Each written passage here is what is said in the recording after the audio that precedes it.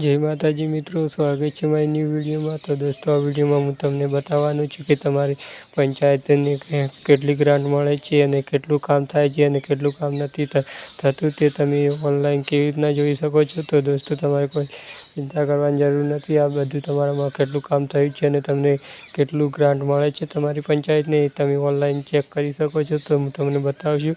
તો ચાલો હું તમને બતાવું। તો એના પહેલાં દોસ્તો, તો મારું નામ છે રાહુલ વાઘેલા અને તમે જોઈ રહ્યા છો રાહુલ ઓફિશિયલ ઉમરી યુટ્યુબ ચેનલ। તો ગુજરાતીમાં આવા નવા અપડેટવાળા વિડીયો જોવા હોય તો આ ચેનલને સબસ્ક્રાઈબ કરી લેજો। તો ચાલો હું તમને બતાવું તો એ વેબસાઇટથી તમે તમારા પંચાયતને લગતા બધા કામ કેટલું થયું છે અને પ્રોગ્રેસ રિપોર્ટ જોઈ શકો છો। તો ચાલો હું તમને બતાવું। તો આવા વિડીયો જોવા માટે આ ચેનલને સબસ્ક્રાઈબ કરી લો। અને તો દોસ્તો, ચાલો તો વિડીયો પસંદ આવે તો લાઈક કરજો અને કોમેન્ટ કરજો કે તમારા વિસ્તારમાં કયું કામ થયું છે અને કયું નથી થયું। તો ચાલો હું તમને બતાવું। તો એના માટે તમારે સૌથી પહેલાં તો તમારે ગૂગલ ઓપન કરવાનું રહેશે। તો ચાલો હું ગૂગલ ઓપન કરીને તમને આગળનો પ્રોસેસ બતાવું કે કેવી રીતના કરવાનું। તો દોસ્તો, કોમેન્ટમાં જણાવજો કે તમે કયા ગામથી આ વિડીયો જોઈ રહ્યા છો અને તમારું પંચાયત કઈ લાગે છે। તો ચાલો તમારે ગૂગલમાં તમારે ઈ ગ્રામ સ્વરાજ લખવાનું રહેશે। તો ઈ ગ્રામ સ્વરાજ લખીને તમને આવી વેબસાઇટ જોવા મળશે, ઈ ગ્રામ સ્વરાજ 225। તો આ 225 વાળું યાદ રાખજો,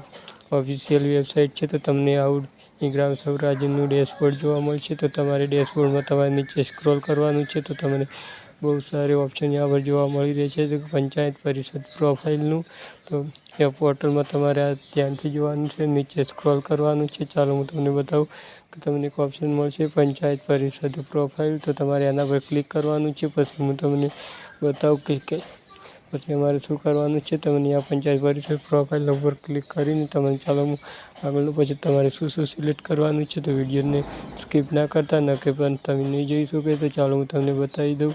તો તમારે એના પર ક્લિક કરશો તો તમને આવું ઇન્ટરફેસ જોવા મળશે। તો તમને यहाँ પર ઘણા બધા ઓપ્શન જોવા મળે છે। તો તમારે consult report of panchayat profile ડિલીટવાળું છે ત્રીજા નંબરનું, એના પર ક્લિક કરીને यहाँ પર તમારે પંચાયતનું લેવલ ચેક કરવાનું છે અને પ્રોફાઇલ ટેબમાં તમારે શું સિલેક્ટ કરવાનું। ચાલો હું તમને બતાવું।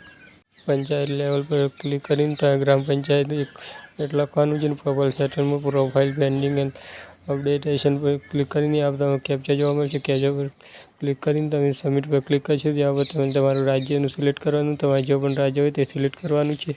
તમારું રાજ્ય સિલેક્ટ કરવા પછી તમારે ડિસ્ટ્રિક્ટ અને તમારે જિલ્લો સિલેક્ટ કરવાનું રહેશે। જિલ્લા પછી તમારે જિલ્લો સિલેક્ટ કરીને પછી તમારે તાલુકો, તમારે જે તાલુકો લાગતું હોય પંચાયતમાં એ તાલુકો સિલેક્ટ કરીને પછી સબમિટ પર ક્લિક કરજો। તમને આવું જોવા મળી રહેશે। પછી તમારે આ બધું કામનું ડિટેલ જોવા મળી રહેશે।